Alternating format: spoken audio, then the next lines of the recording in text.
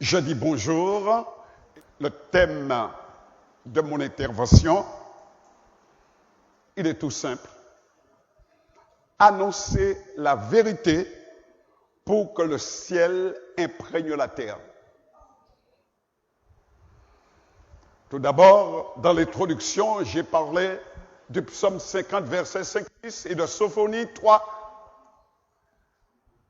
Je dirais une chose, bien-aimés.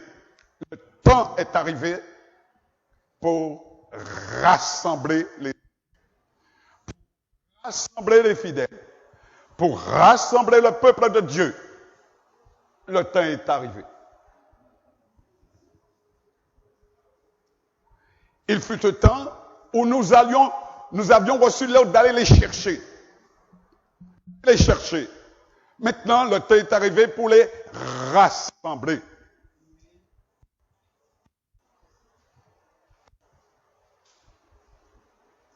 Nous sommes l'ouvrage de Dieu. Que veut dire la parole par ce terme « nous sommes » ? L'ouvrage, c'est le produit, la réalisation du Créateur.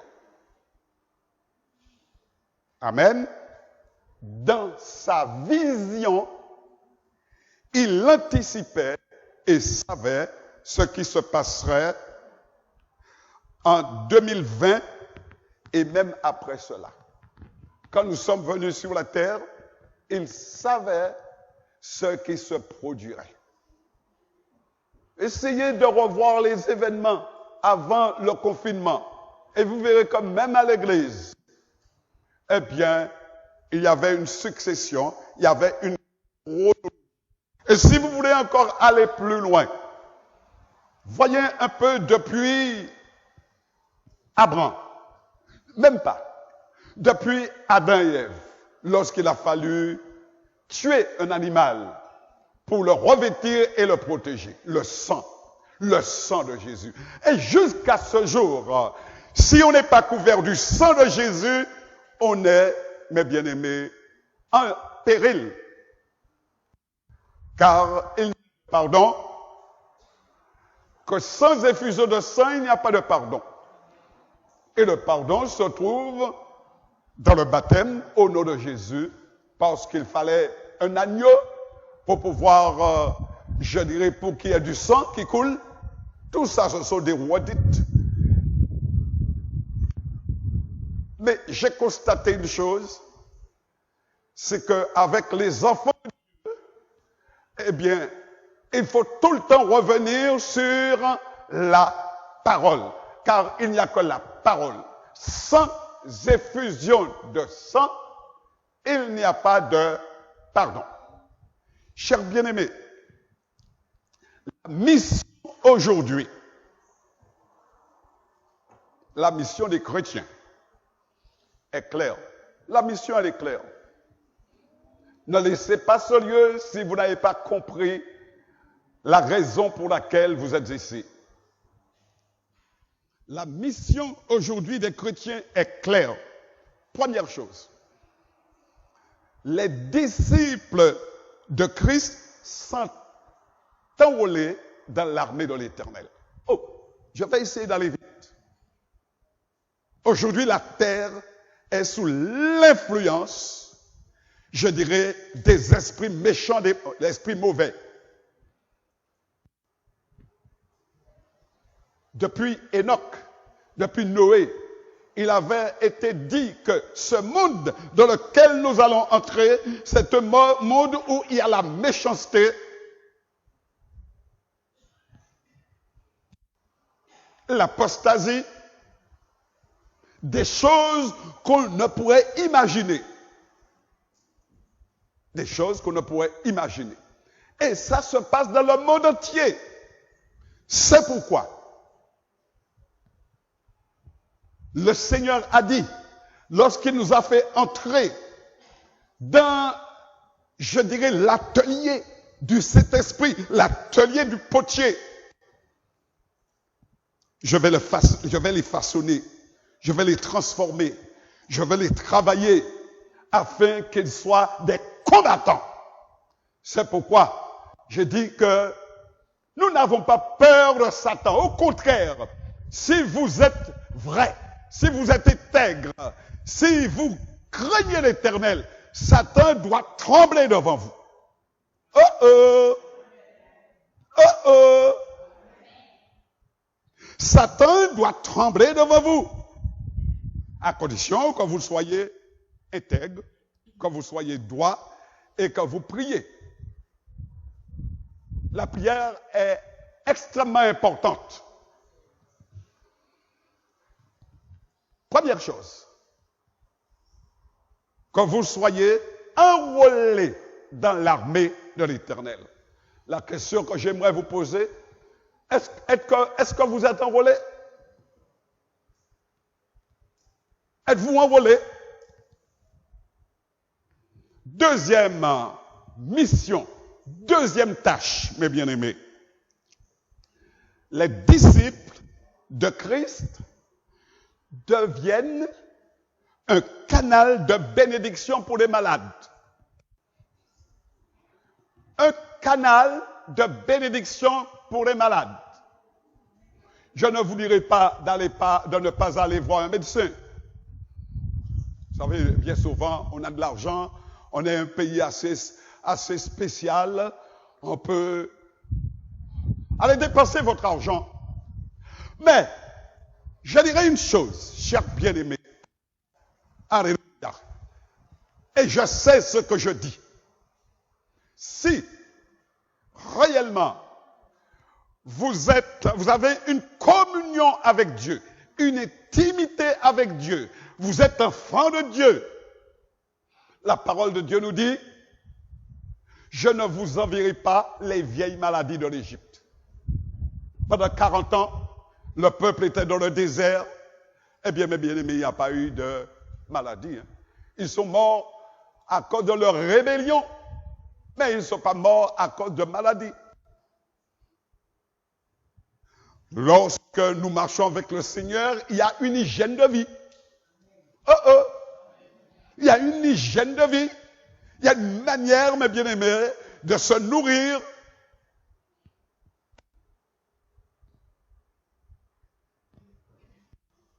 Bien souvent, la maladie peut être je dirais, un esprit.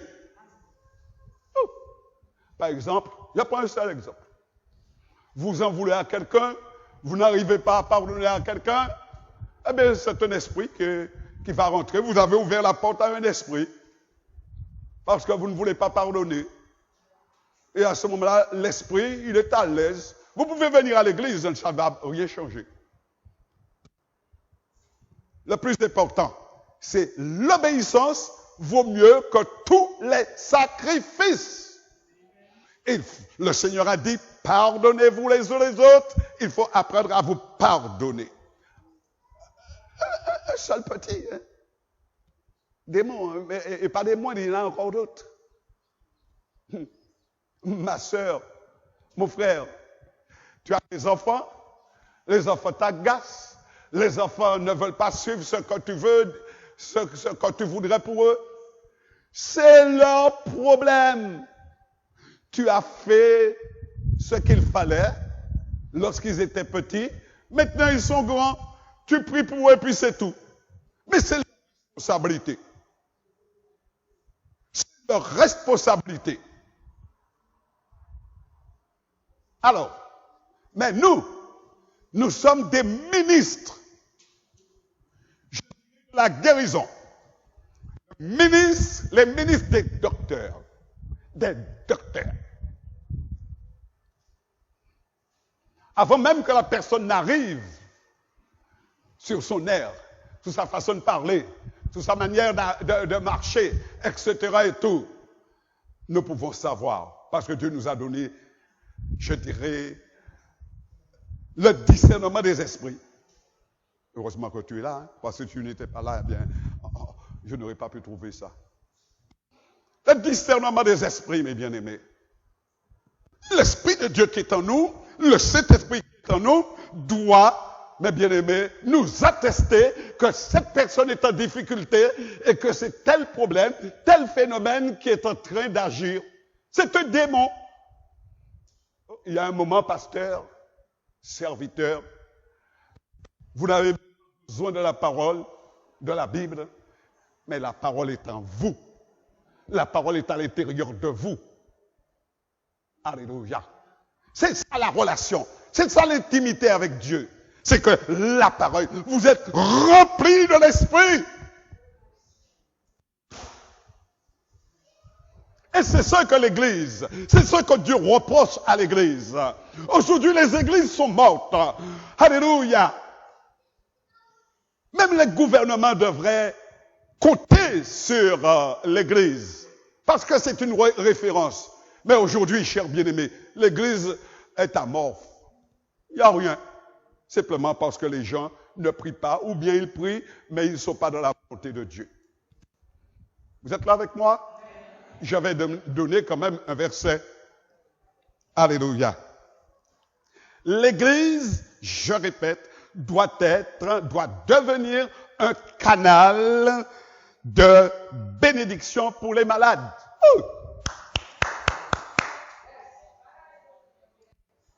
Vous êtes en France, vous êtes en Amérique, vous êtes en Espagne, vous êtes quel que soit le lieu.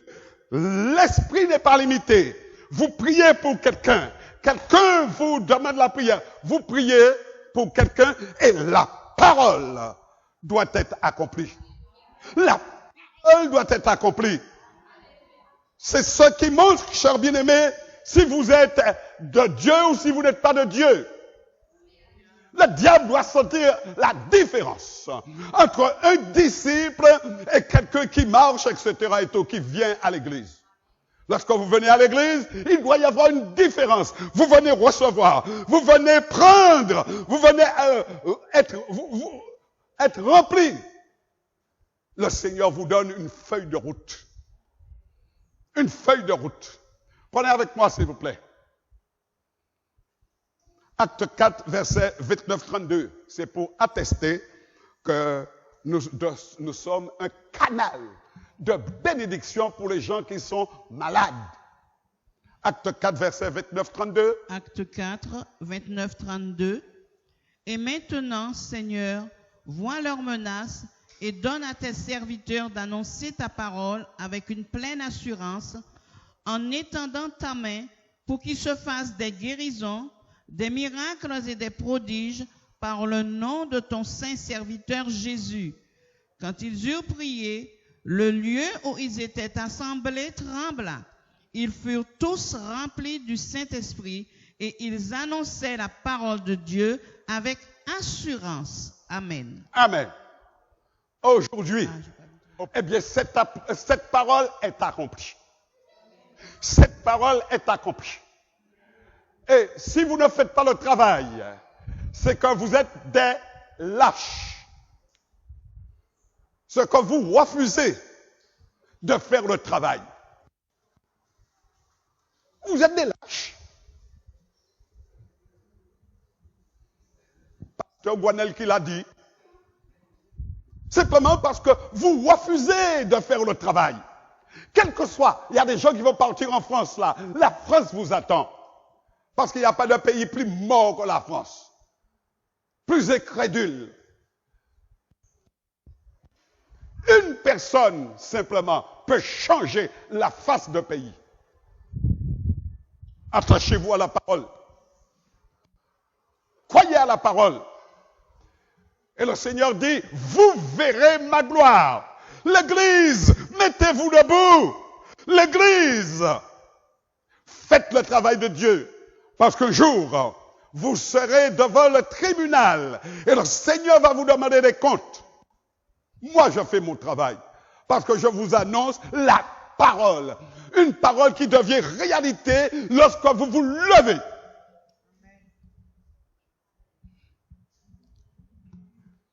Alléluia. Est-ce que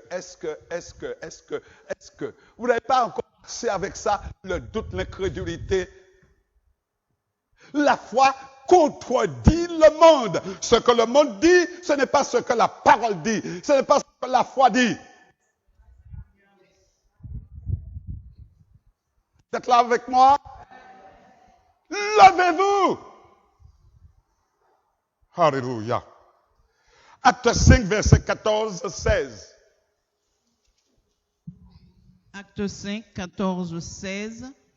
Le nombre de ceux qui croyaient au Seigneur, hommes et femmes, augmentait de plus en plus, en sorte qu'on apportait les malades dans les rues et qu'on les plaçait sur des lits et des couchettes, afin que, lorsque Pierre passerait, son ombre au moins couvrit quelqu'un d'eux. La multitude accourait aussi des villes voisines à Jérusalem, Alléluia. amenant des malades et des gens tourmentés par des esprits impurs, et tous étaient guéris. Amen. Amen. C'est ça, chers bien-aimés, je dirais, est la présence de Dieu. Alléluia. On parle de présence de Dieu, mais la présence, mes bien-aimés, elle est là surtout pour guider, pour éclairer, pour protéger, pour parler et pour nous garder. Là, on pourrait dire beaucoup de choses. Frères et sœurs, chrétiens, vous êtes un instrument choisi, mais surtout façonné par Dieu pour porter son nom dans toutes les nations par votre témoignage. Toutes les nations par votre témoignage. C'est pourquoi le Seigneur vous dit, aujourd'hui plus que jamais, ne restez pas ou dans les églises. Il y a des moments où vous devez vous retrouver, mais le Seigneur veut que vous alliez, bien-aimés, porter la parole, que vous allez témoigner, que vous puissiez vous réunir en famille, réunir, etc. et tout, mais que vous commenciez à faire un travail. Vous êtes trop à l'aise. Ne venez pas me dire, mais oui, pasteur, tu vois, je n'étais pas là durant 3 mois, 4 mois, etc. et tout cela. Tu sais que j'étais en train d'évangéliser. Menteur! Je dis ça en créole, c'est pas en créole. Menteur! Celui qui évangélise, celui qui est au combat, c'est un guerrier. Et il a la nature de guerrier. Vous ne trompez personne. Bien souvent, on a oublié la prière. Bien souvent, mes bien-aimés, on est déjà dans toutes sortes de comédies. Mais je vous dis que nous sommes à nu. Christiane me dit, ne va pas trop fort parce qu'il y a des cailloux. Mais j'ai déjà regardé, il n'y a pas beaucoup de cailloux là. Et puis, écoutez-moi, le moment est arrivé, mes bien-aimés, où je n'ai pas besoin d'avoir peur d'être lapidé. C'est pour la vérité. Que le nom du Seigneur soit glorifié. Amen. Mais maintenant, le temps est arrivé où il faut dire la vérité. Amen. Pasteur, je te remercie parce que le mois prochain, je suis au repos. Alléluia. Gloire à Dieu. Si vraiment nous aimons Dieu de tout notre cœur, nous ne serons jamais heureux si nous ne sommes pas préparés, si nous n'acceptons pas la préparation pour être utilisés par le Seigneur. Il n'y a pas de gratuité. Alléluia. Le Seigneur veut nous préparer.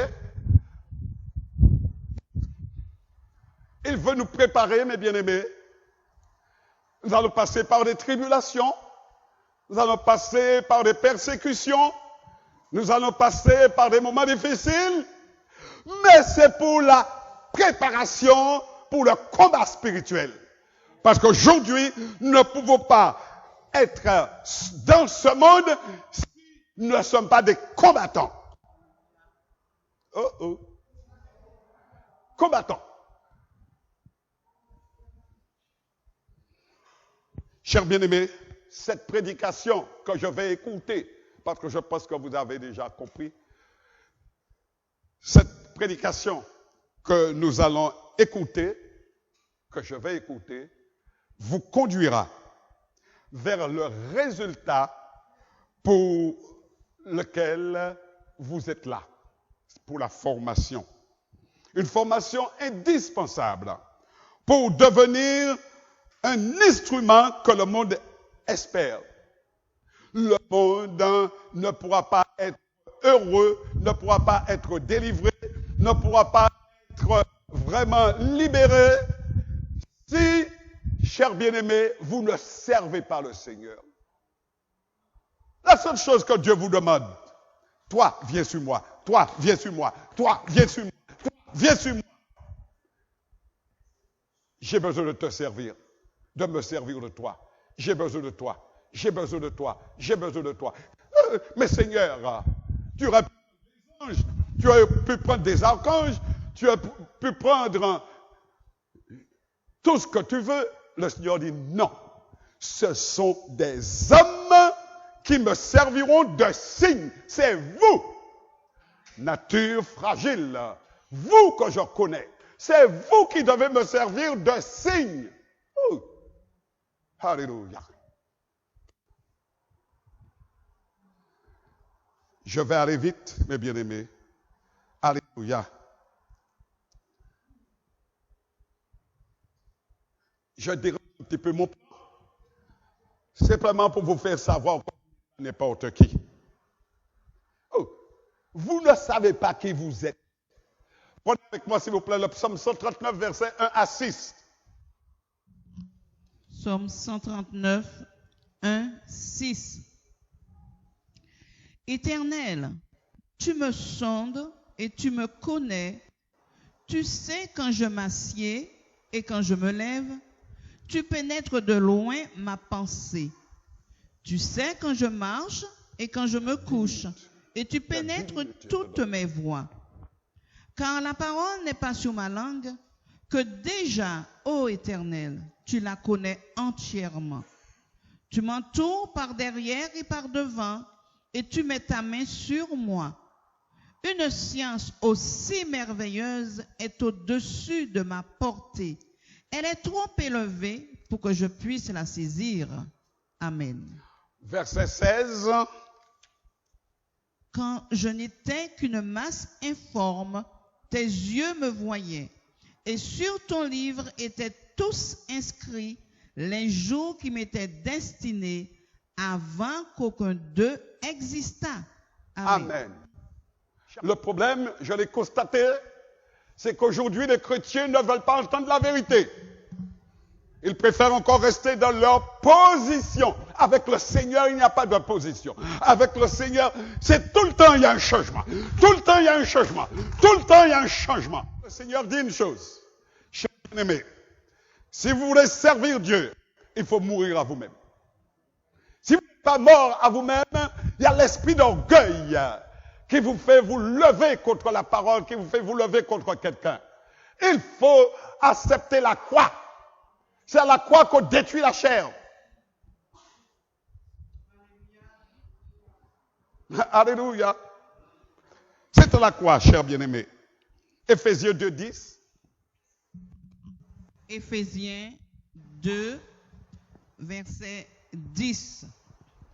Car nous sommes son ouvrage, ayant été créés en Jésus-Christ pour de bonnes œuvres que Dieu a préparées d'avance afin que nous les pratiquions. Amen. Amen. Gloire à Dieu. Alors, chers bien-aimés, terminez, écoutez, changez, parce que je vois, je ressens que je ne suis pas en train de parler pour rien.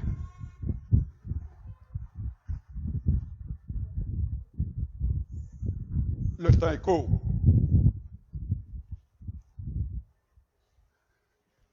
le temps est court. Aujourd'hui, je suis là avec vous. Demain, je peux ne pas être là. C'est le temps. Mais j'aurai la satisfaction d'avoir fait mon travail. Jour après jour. Sans crainte de qui que ce soit. N'ayant pas peur d'aller là où le Seigneur me dit d'aller. J'aurai au moins satisfaction. Alors pour terminer, je ne vais pas développer comment Dieu travaille avec nous, comment nous façonne-t-il, comment il nous travaille, afin que nous devenions, je dirais, un combattant, l'armée de l'Éternel, et ensuite surtout, je dirais, pas un réparateur de brèches, mais quelqu'un dont Dieu va utiliser pour guérir les malades. Vous n'avez pas besoin d'aller dans les hôpitaux, il suffit simplement de prendre autorité sur la maladie. Point barre. Alors pour terminer, parce que nous avons encore autre chose, comment Dieu travaille? Travaille-t-il en nous? Par la souffrance. Il est passé par ce chemin-là. Vous n'allez pas passer par un autre chemin. Par la souffrance, par la parole de Dieu, par la prière et par le Saint-Esprit. Christ a achevé son œuvre de rédemption à la croix. Il est ressuscité de la mort et est retourné au ciel après nous avoir accordé le don du Saint-Esprit. Aujourd'hui, nous faisons partie de la nouvelle création de Dieu et le monde qui périt crie à l'Église. Aussi, la création attend-elle avec un impatient désir la révélation des fils de Dieu.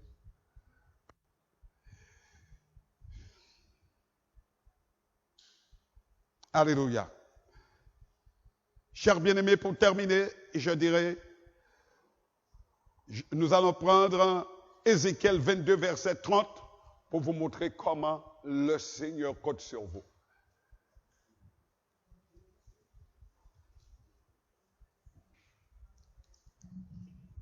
Ézéchiel 22, verset 30.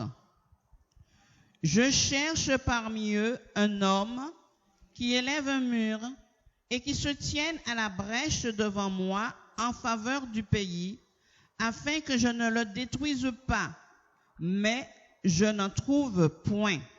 Amen. Voilà le défi qui vous est lancé ce matin. Je vous lance ce défi.